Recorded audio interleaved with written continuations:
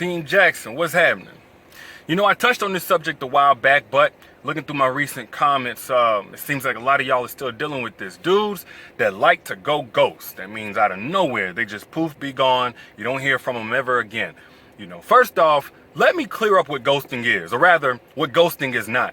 Ghosting is not when you guys have been talking for like 2 or 3 days, and then he just falls back without explanation.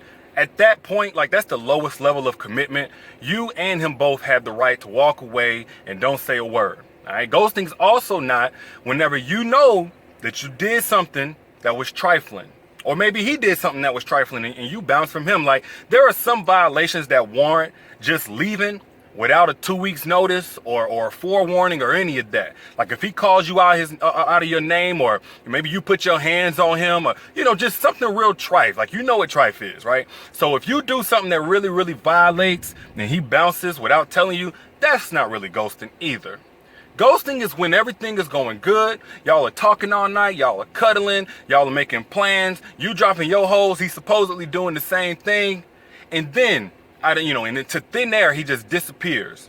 Except you know he's still alive because he's still on social media. But your messages get left on read. He doesn't respond to your calls or your texts or anything like that. Like, that's what ghosting is. Ghosting happens typically for 1 or 2 reasons.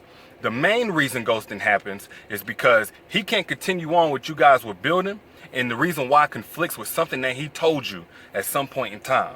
So he's just about to get caught up in the lie, and instead of admitting, that he lied, or, just being a man and doing the honorable thing and letting you know that the shit ain't going no further, he just tries to poof, be gone. It's the same thing we all want to do when we get caught in a lie. You know what I mean? Like, whenever we was younger and your mama caught you in a lie, your throat started to tighten up, you started sweating. You just wanted to be somewhere else on a whole different planet, except for then you couldn't leave. But as adults, that's what dudes do. So maybe he says something to the effect of, I'm single, I'm available, I'm just being low key, I ain't got nobody. When really, he's not single. He just feels single. He's about to act single because him and his girl are on bad terms. So while they're on bad terms, he's able to create distance between him and her. He's able to not go out with her, not talk to her. And in the meantime, he gets some substitution action from you. But you're too good of a girl to go for that shit. So he tells you that he's single. But then the things work out better than he even thought they would. And then he gets back on good terms with his girl. Now he has a decision to make. He has a girl that he likes, and he has a girl that he's really still in love with and committed to. So what does he do? He goes ghost on the girl that he likes without explanation because he's too embarrassed to say, you know what? I lied to you from the beginning. This shit was good, but it was going nowhere whenever we even started. All right. The second reason the guy will go ghost is because you are in competition with other girls and you lost. Now, that's normal. That shit happens. It's some dudes that done lost to another dude in your life. You know what I mean? But the honorable thing is to say, hey, I'm not interested in going any further with you. Be blessed. I wish you the best. But that's not how dudes work.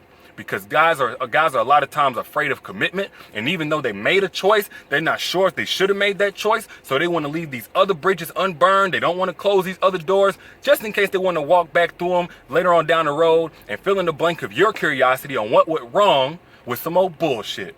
And that bullshit typically includes him blaming you in some capacity. Something he saw on your social media. One day when you had an attitude, so, he was catching feelings and got scared and he just disappeared.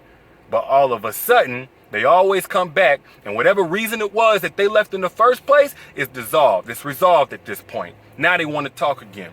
All right. So there's really only one proper response to a guy that goes ghost on you. The biggest mistake a lot of y'all are making is reevaluating yourself and wondering where you went wrong. That is not the appropriate reaction to a guy going ghost on you.